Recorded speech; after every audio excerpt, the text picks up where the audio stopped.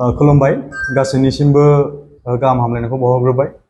दिनै नैबे खौरां बिजोंनि गेजेरजों जों बेखौनो फोरमायनो नागिरदों दि थांनाय PMB जे जिरायनाय BPFनि जे PMB जिरायबाय बेनि उनावहाय BTCनि गाहाय खुंगिरि मानाव गेदेर हाग्रामा महिलारी सारा जोंखौ BSU आरो Youth BPFखौ मोनसे इन्सट्राक्शन होदों जे मोनफ्रोमबो जिल्लानि सिङाव थानाय मोनफ्रोमबो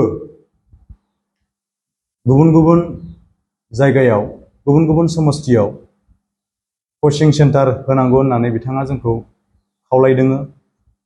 दा बे बिथोन बायदियैनो जोङो मुसलपुर जिल्ला BSU आरो Youth BPFनि जथायै बानजायनायाव फैगौ जुलाइ दाननि 6 खालाराव बेसेन नाङाजासे जोङो गरम बोथोरनि जे फोरोंसनाय हाबाफारि बेखौ फैगौ 6 जुलाइनिफ्राय लानानै 22 जुलाइसिम जोङो बे हाबाफारिखौ खुंफुंनो थाखाय साखाफारा जादों।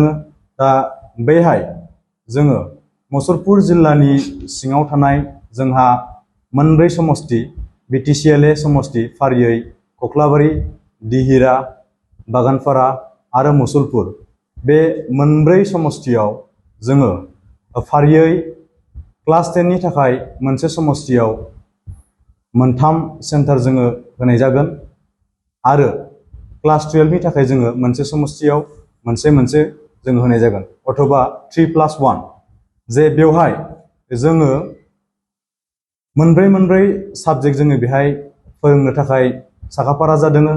दा बेवहाय जोंहा 10 हिसाबै English, general science, general maths आरो ससियेल साइन्स बे मोनब्रै साबजेक्टखौ जोङो फोरोंसंनो नागिरदों आरो जोंहा हायार सेकेन्डारिनि थाखाय 3 स्ट्रिम थामहिनबा आर्ट्स, कमार्स आरो साइन्स बे 3 स्ट्रिमखौ जोङो फोरोंनो नागिरदों।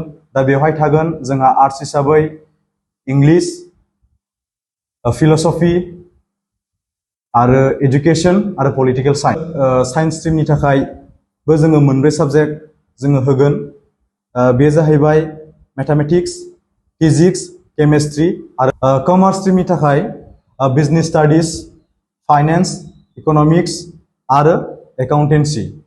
दा बेहाय जोङो ओरैबायदि थांखि लादों जे जोंनि जिखिनि फरायसा फरायसुलि बिथांमोननि थाखाय जोङो मोजां एक्सपिरियेन्स थानाय रोंगौथि गोनां फोरोंगिरिफोरखौ जोङो बेहाय थिसननाय जागोन। दा जायफोर फोरोंगिरिफोरा बिखेखै सोरबाया टिउसन खालामनानै फोरोंखाबाय थायो, सोरबाया मोजां इनस्टिट्यूशनफ्राव प्राइभेटआनो जा बहाबा गभर्नमेन्ट इनस्टिट्यूशनानो जा बैफोराव क्लास खालामबाय थानाय रोंगौथि गोनां फोरोंगिरिफोरखौ जोङो बेहाय थिसननाय जागोन।